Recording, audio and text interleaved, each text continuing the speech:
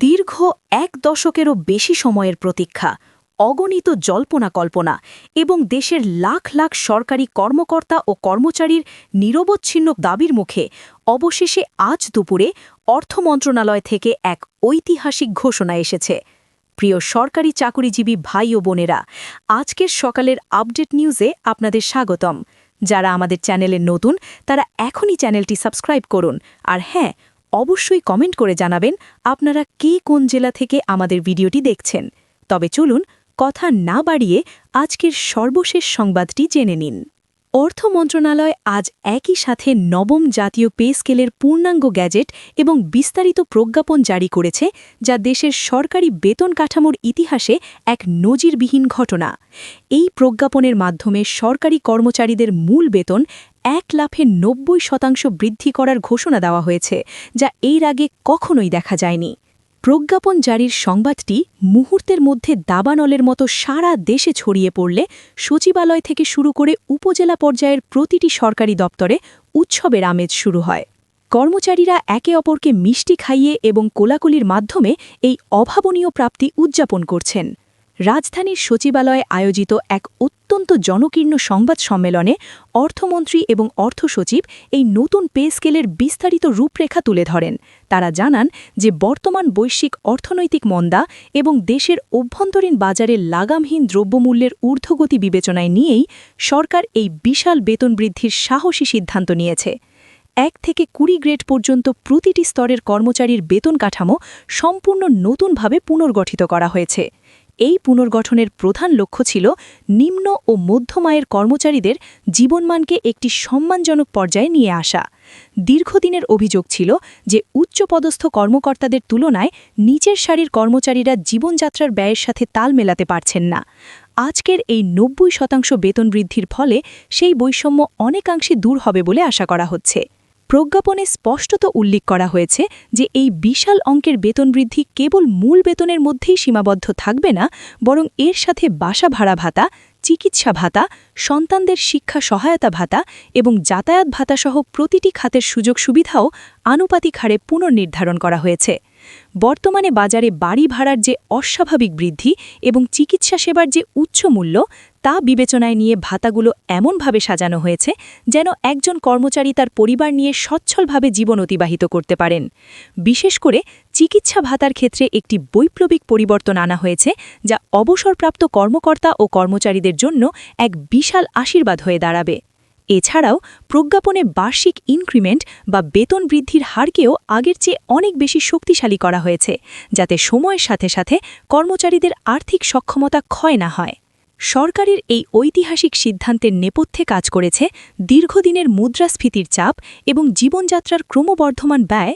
মধ্যবিত্ত ও নিম্নবিত্ত সরকারি চাকুরিজীবীরা যারা এতদিন টেনে টুনে সংসার চালাচ্ছিলেন, তাদের জন্য এই 90% বেতন বৃদ্ধি যেন অন্ধকার আকাশে এক ঝলক রোশনির মতো। অর্থ মন্ত্রণালয় জানিয়েছে যে দেশের সকল সরকারি দপ্তর, অধিদপ্তর, পরিদপ্তর এবং স্বায়ত্তশাসিত প্রতিষ্ঠানের জন্য এই নতুন কাঠামো একই সাথে কার্যকর হবে। কোনো নির্দিষ্ট প্রতিষ্ঠান বা গ্রেড যেন কোনো ধরনের বৈষম্যের শিকার না হয়, সেজন্য একটি উচ্চ পর্যায়ের তদারকি কমিটি গঠন করা হয়েছে। এই কমিটি নিশ্চিত করবে যেন প্রতিটি কর্মচারী প্রজ্ঞাপন অনুযায়ী তাদের প্রাপ্য বুঝে পান এবং আইব্যাস প্লাস সফটওয়্যারের ডেটা এন্ট্রির ক্ষেত্রে কোনো ধরনের জটিলতা তৈরি না হয়। অর্থনীতিবিদরা সরকারের এই পদক্ষেপকে অত্যন্ত তাৎপর্যপূর্ণ বলে অভিহিত করেছেন।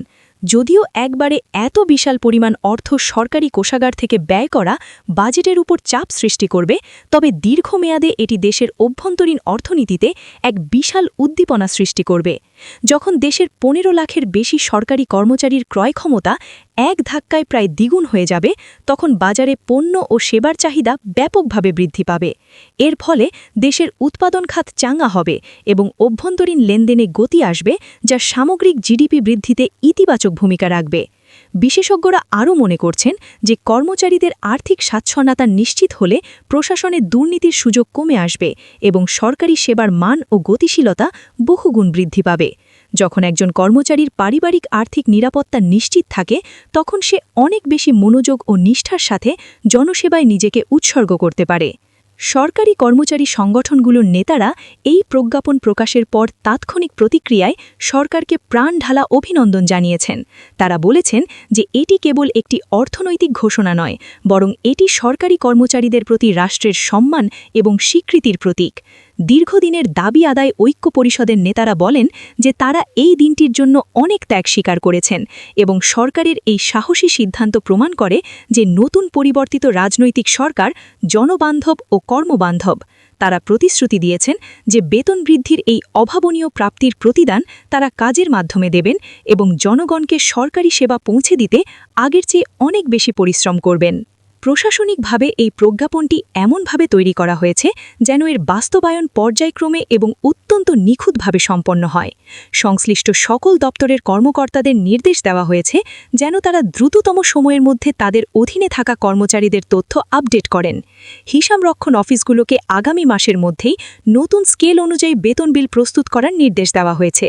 এর ফলে আশা করা যাচ্ছে যে কর্মচারীরা আগামী মাস থেকেই তাদের বর্ধিত বেতনের প্রথম কিস্তি হাতে পাবেন।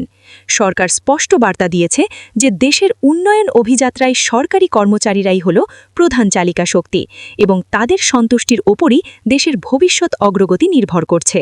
পরিশেষে বলা যায় যে নবম জাতীয় পে স্কেলের ৯০% বেতন বৃদ্ধির এই ঐতিহাসিক প্রজ্ঞাপন বাংলাদেশের সরকারি চাকুরিজীবীদের জীবনে এক নতুন ভোরের সূচনা করেছে। এটি একটি যুগান্তকারী পদক্ষেপ যা ভবিষ্যৎ প্রজন্মের জন্য একটি অনুকরণীয় উদাহরণ হয়ে দাঁড়াবে। এই ঘোষণার মাধ্যমে সরকার কেবল কর্মচারীদের আর্থিক দাবি পূরণ করেনি, বরং তাদের সামাজিক মর্যাদা এবং মানসিক শক্তিকেও বহুগুণ বাড়িয়ে দিয়েছে।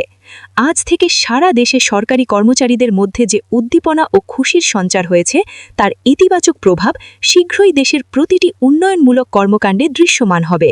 এটি শুধু একটি বেতন বৃদ্ধি নয়, বরং এটি সমৃদ্ধ ও উন্নত বাংলাদেশ গড়ার পথে একটি বিশাল মাইলপথর। ভিডিওটি খুবই জরুরি, তাই দয়া করে সবার সাথে ভিডিওটি শেয়ার করতে ভুলবেন না। আর নতুন ভিডিও আপডেট পেতে এখনই চ্যানেলটি সাবস্ক্রাইব করুন।